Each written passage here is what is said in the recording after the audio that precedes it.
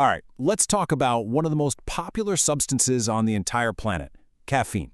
We're going to see how it's not just a simple pick-me-up. No, it's actually a brilliant molecular mimic that pulls off a clever little heist inside your brain every single day. Let's get into it.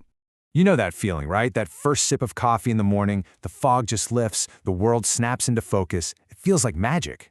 Well, it's not magic, but it is an incredibly clever chemical trick. And today, we're going to pull back the curtain and show you exactly how it's done. Okay, so to understand the hack, we first need to understand the system that's being hacked. You know, your brain's completely natural, built-in process for getting tired. And it really all comes down to one key molecule. Meet adenosine. Just think of it this way. As your brain cells are firing away, doing their thing and burning energy all day long, they produce this chemical. It's kind of like the exhaust coming out of a car, a totally natural byproduct.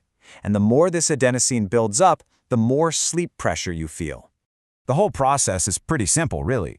From the moment you wake up, your adenosine levels just start to climb. And this buildup, it isn't a bug, it's a feature. It's your brain's way of sending you a signal that, hey, it's probably time to rest and recharge soon. But this beautifully balanced system, well, it can be disrupted. And this is where our molecular imposter comes onto the scene, caffeine. The heist is about to begin. So you can think of adenosine as the rightful key that your brain designed to fit perfectly into these special locks, or receptors, to trigger that sleepy feeling. But caffeine? Oh, caffeine is a master forger. Its shape is so ridiculously similar to adenosine that it can slip right into the very same locks. And this right here is the absolute heart of the trick. Caffeine gets to your brain's receptors first and just takes up all the parking spots. It fits in the lock, see, but it doesn't actually turn the key. It just sits there, physically blocking the real adenosine from ever delivering its, hey, it's time to slow down message. Now, just blocking the sleep signal, that's only half the story. The brain's response to this sudden blockade is what triggers a much more energetic chain reaction. So with all its sleep signals blocked, the brain kind of panics. It thinks something really important must be happening. So it signals your adrenal glands to release adrenaline, the fight or flight hormone, which jacks up your heart rate. At the exact same time, caffeine also messes with dopamine, that feel-good chemical, slowing down how fast it gets reabsorbed. That lets it hang around longer, boosting your mood and your focus. That's the high you get from your morning brew.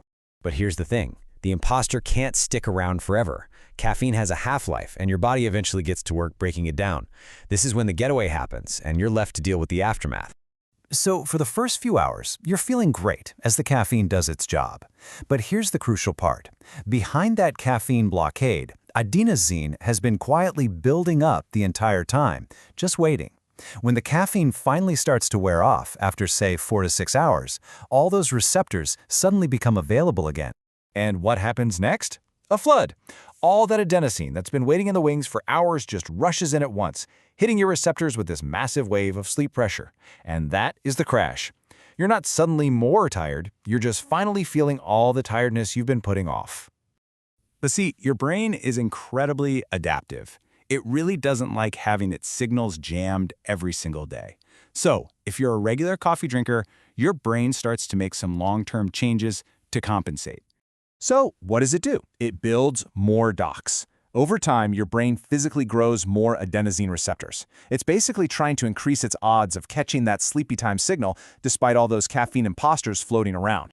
And this, my friends, is the cycle of tolerance. With way more receptors to block, your usual 1 cup of coffee just doesn't cut it anymore.